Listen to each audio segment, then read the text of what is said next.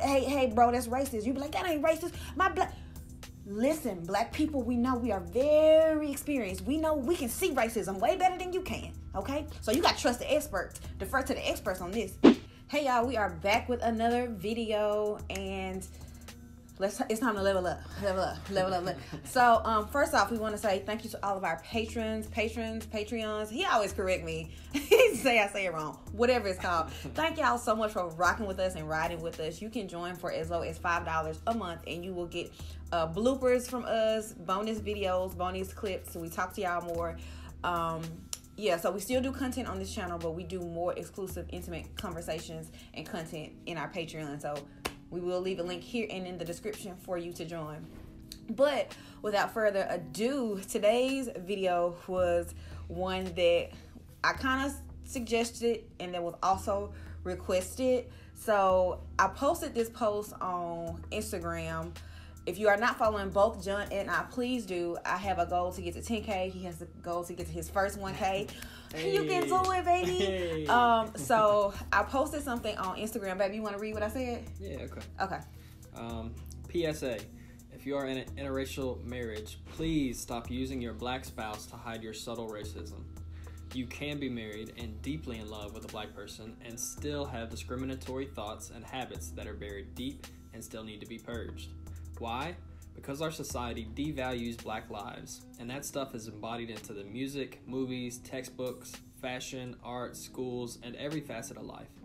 It gets ingratiated by osmosis in very unsuspecting ways. Currently, my white husband does not say, I have a black wife, so what I said or did is not racist, discriminatory prejudice. If he does something that may be off, he listens, period. For this same reason, stop using the fact that you may have black friends to prove your innocence when you do and say racist things.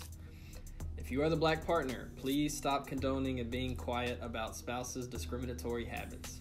And then you talk about some other stuff about our other camera or other videos. Okay. The DMs I've been getting and stuff I've been seeing has me SMH. So, I asked if y'all wanted this video. Y'all said y'all wanted it, so we are here to provide some context and some background. So, here's the thing.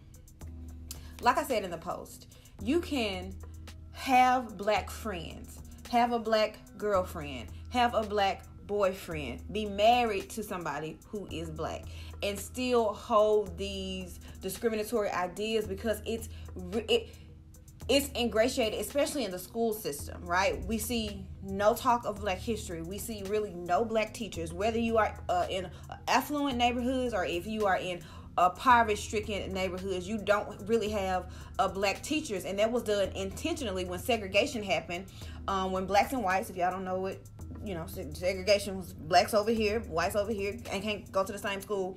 But when they desegregated schools, they pretty much fired almost all black teachers, and so that's why you see mostly white teachers in the hood and not in the hood. So it's ingrained in the school system for black people to be afterthoughts. You don't see them in TV. Like, you can watch a TV show or a movie and not see a black person. Black people, we know that.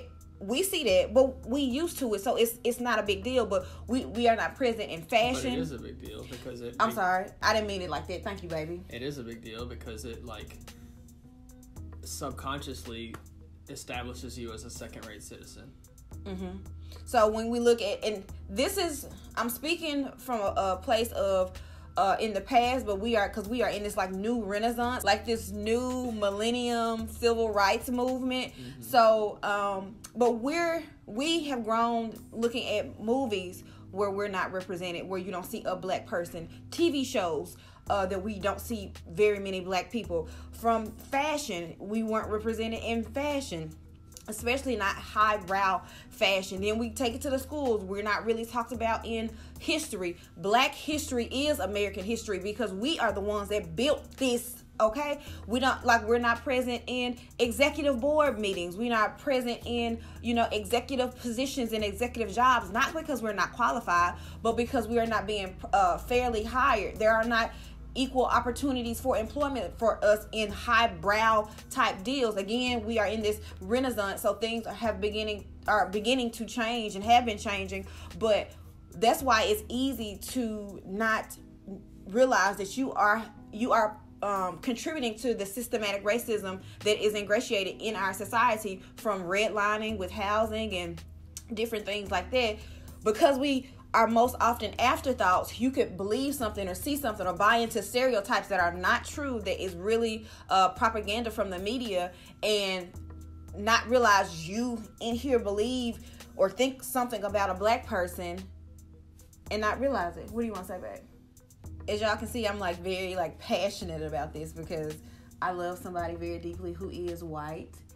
But I also know that he has been taught things, whether it's verbally or context clues or body language or whatever, and that just doesn't go away because we're together. Baby, what? So I think there's two different like schools of thought about what is racism. Mm-hmm. And people often like to think racism is you can only be racist if you're like in the KKK, or if you are a police and you stop 10 black people before you stop one white person for doing the same thing, right? That's not racism. Racism is the entire. It's not the whole part of racism, right? Like, racism is the entire system that's been built up, that's ingrained in everything from education to housing to childbirth to over-policing.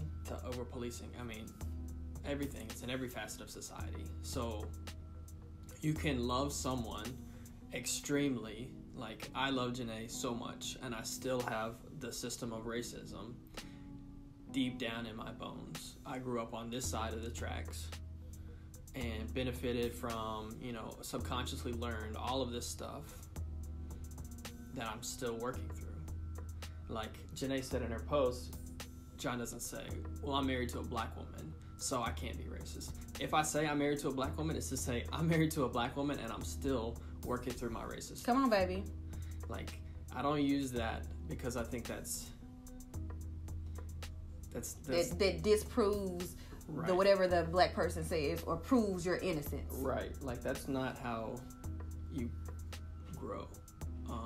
If anything, if you're saying that you have a black somebody, that should give you more compassion to listen instead of trying to... Right. To prove your innocence. And I think that's a revolutionary thought for a lot of white people, is that I can still be racist. Mm-hmm. And no one wants to feel like that because, like, especially right now, everyone is like, racist, and it's like, people are defensive about it, and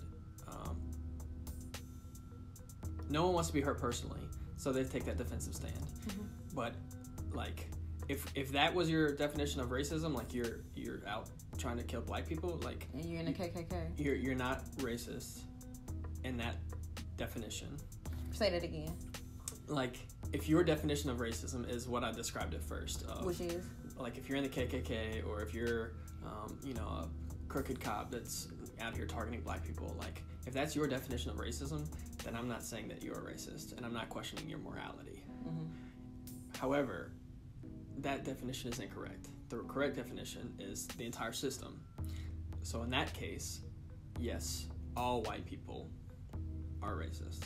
And when he says system, he means like systematic racism. Mm-hmm. So that starts from not giving blacks equal opportunities to gain loans to get homes, redlining, and then we talk about, and if you don't know what this is, please look it up. And then we talk about police brutality. We talk about... That's your triangle. I know.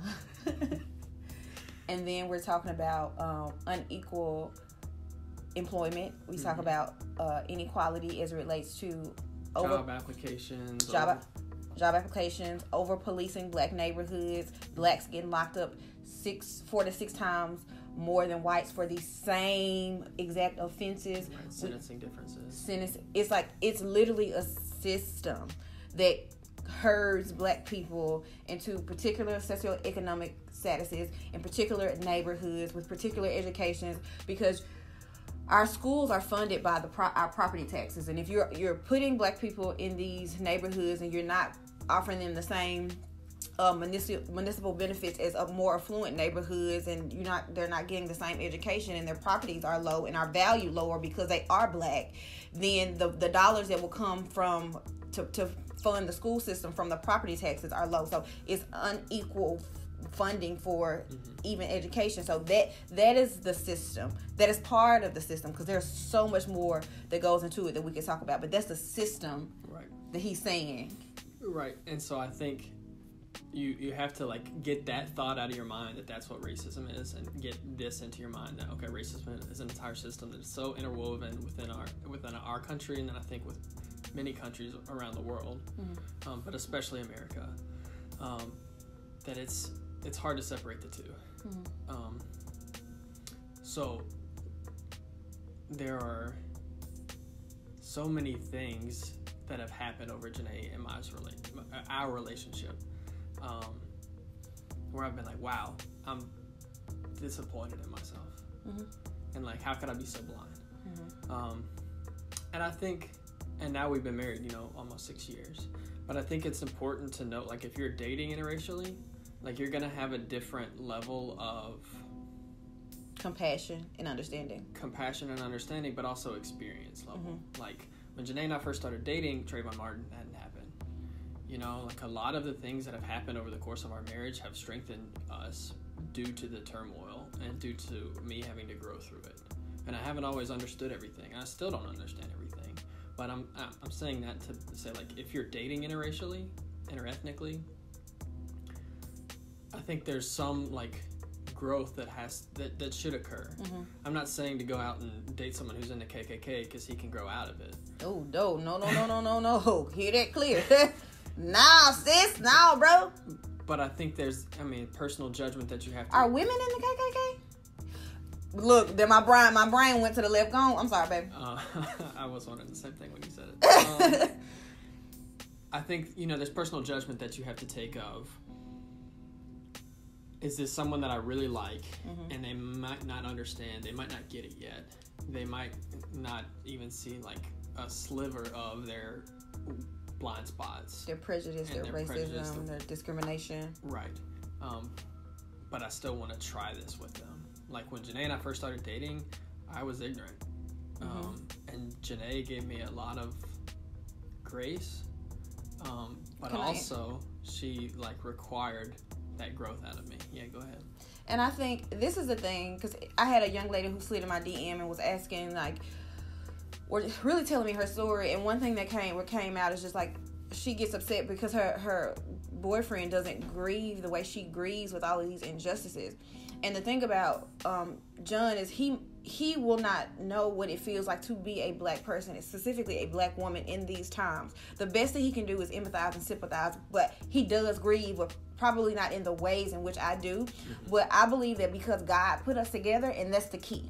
God put us together. So God gave me a supernatural grace to be able to give him compassion when he needs it, and give him some of them whoopings when need be. So I'm not going to tell anybody, black, male or woman, that if he don't understand or if she don't understand, it's okay, just stay in there with them, they'll get it one day. No, because that is wrong, and that is very ignorant, because God gives us free will, and some people will never grow out of that. Let me be clear. And you don't have to subject yourself to that, feeling like you have to be this sacrificial lamb. God called us together. So God gave me the grace to deal with him, and gave him the grace to deal with me. Okay?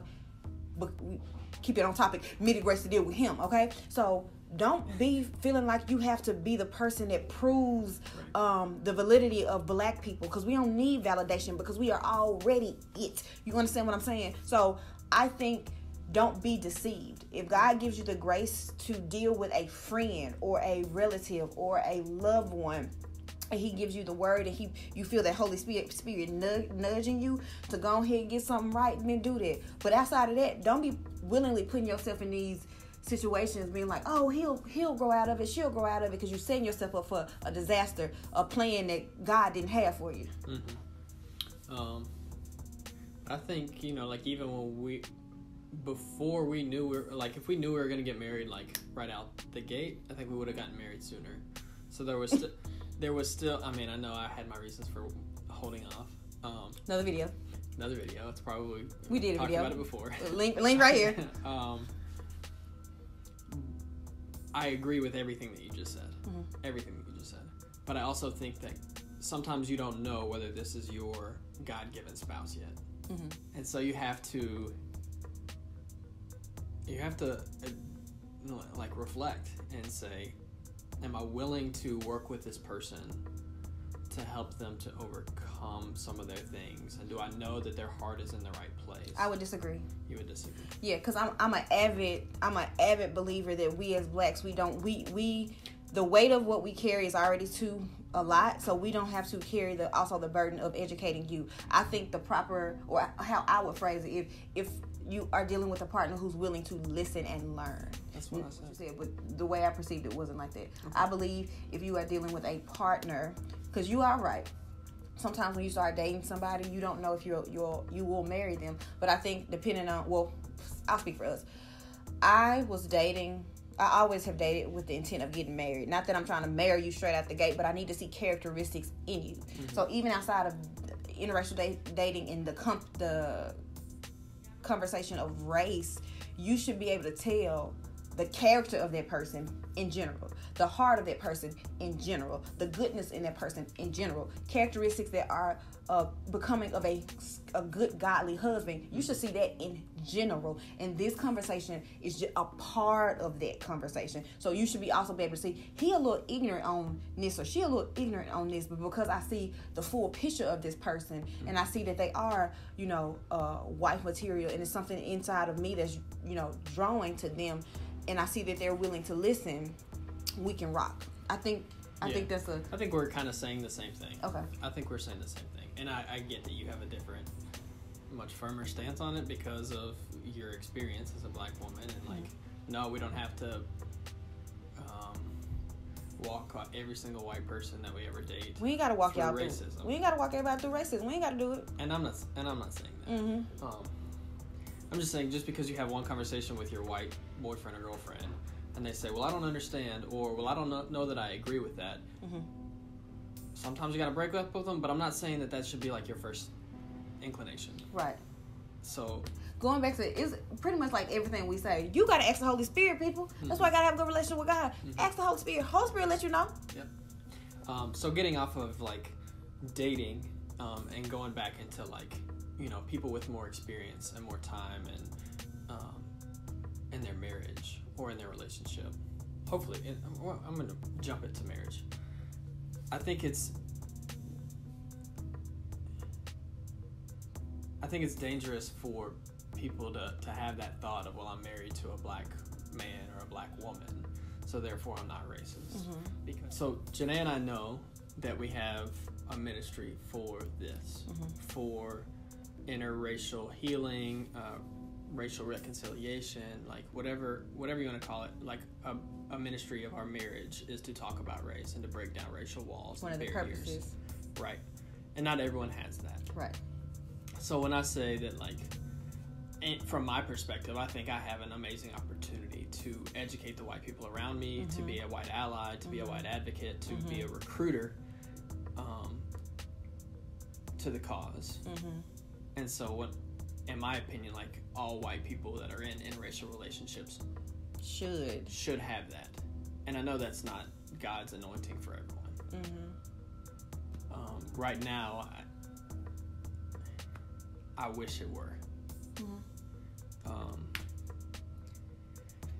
But even in saying it's not everybody's anointing, that doesn't mean that you can't or you're not supposed to pick up the cross. Right. I think everybody needs to be picking up the cross, right? I just think some people have additional anointing and gifting mm-hmm. for their voices to be elevated and for to help them with radical change. If we look at the Martin Luther Kings of the world, everybody wouldn't know Martin Luther King Jr., but so many people out there that was protesting it, they were picking up their cross. They were doing their part. Right. Exactly. Thank you. That's a good way to put it. I'm sorry. Dr. Martin Luther King Jr., you got to get that man his... Hey now. You can't... Look, you got to give him his just due. I'm sorry. Mm-hmm. And in Jená's post, she talked about, for the same reason, conversation around interracial marriages. Also, if you have interracial friendships, mm-hmm. just because you have a black friend or black friends, or you could have only black friends, doesn't mean you don't still have deeply ingrained racism in your core being.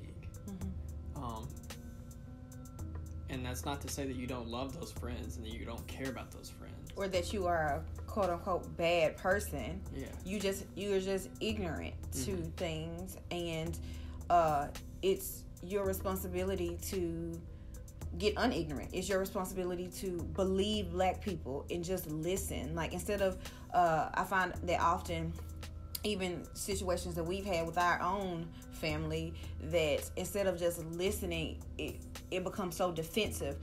Believe black people when they say what's happening is racist. Believe black people when they say they're experiencing racism for you, discriminate. Believe black people. We are far more experts at this, okay? So instead of getting so defensive, understand that we are not calling you quote unquote a bad person. You might be, this is not a thing that's gonna be for everybody, but if you are more willing to be like, oh, I said something, teach me, listen, instead of being defensive, listen. So we have to be people that are so hungry for learning. We have to be people that are so willing to be students that we take our sensitivities off the table and be like, I got it wrong. Please tell me how I got it wrong. Okay, give me some resources to help me get it right so that I can learn, so that I won't continue to be wrong. Because make no mistake about it,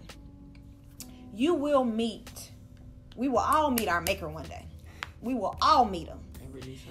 Every knee shall bow and tongue will confess.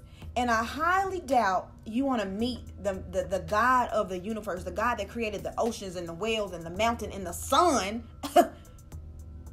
that you want to meet him and be like, and he be like, well, Jená and John try to tell you that you had racism in your heart, that you had discrimination in your heart, and instead of listening and turning, you chose to let that sin rest.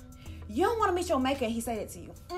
You don't want to meet that, because I did a live, and I'm going to link that right here and in the description box as well, that we broke down so many myths about black people, so many myths about the black community that whites and blacks believe. And one of the reasons that blacks believe them is because they are subject to the same propaganda that the white people done heard. So you don't want to meet your maker and he tell you, all of my children that claim to be my children, that do my work, that know me, that believe that Jesus died and rose, my children are images of me. They are image bearers of me. And you disrespected, you dishonored the glory in my holiness by not giving proper due and proper respect for everyone that carried my image. So again, you don't want to be the person that when somebody say, hey baby, hey bro, that's racist, you be like, that ain't racist. Listen, black people, we know we are very experienced. We know we can see racism way better than you can, okay? So you got to trust the experts. Defer to the experts on this. Dr. King said white progressives can be more dangerous than out and out racists. Because they think they're there and they think they've got it already. So because you've got a black wife or because you've got a black best friend, you might think you've got it, and therefore you can't be racist. And that's a dangerous place to be. Ignorance is one thing, but like knowing part of the picture, but then like choosing not to go any further is dangerous. Yeah, I think that there is a potential for many the people who are black in the relationship, black in the friendship, black in the marriage, black in the courtship, because we love the white person, that we will overlook certain indiscretions. We will overlook certain jokes. We will overlook certain things that when they said it, it kind of hurt your feelings or offended you or like shocked you. We'll overlook it because we know the goodness in them as it relates to other things. So we'll see the goodness, and maybe they are volunteers, or maybe they have a heart for the homeless, or maybe they are a big brother and big sister for the Boys and Girls Club.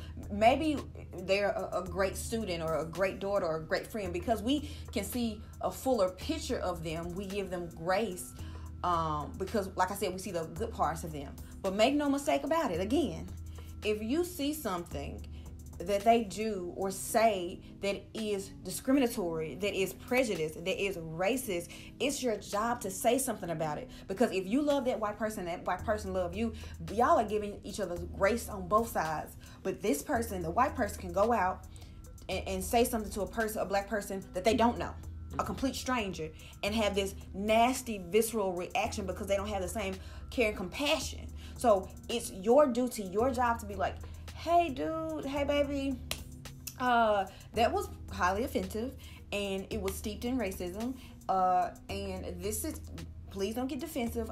I love you. I'm not saying you're a bad person. I'm not saying that you don't know God or you don't know Jesus. I'm not saying any of these things. But what I am saying is that thing was racist, and this is why. And let me provide you with some information. If you love me like you say you love me, if you care about the well-being of me, you have to also care about the well-being of my people. Because if I'm with you or if I'm not with you, if I go out in public, I still have to walk in this black skin and have this black experience. So listen. So again, you got to ask the Holy Spirit for help and to help you walk through that thing and help you present that thing. And it's not going to always be rainbows and sunshine. Let me just be clear about that. But we have an obligation to ourselves and our people, and even as people of God, that we have to call sin out and wrong thinking out when we see it.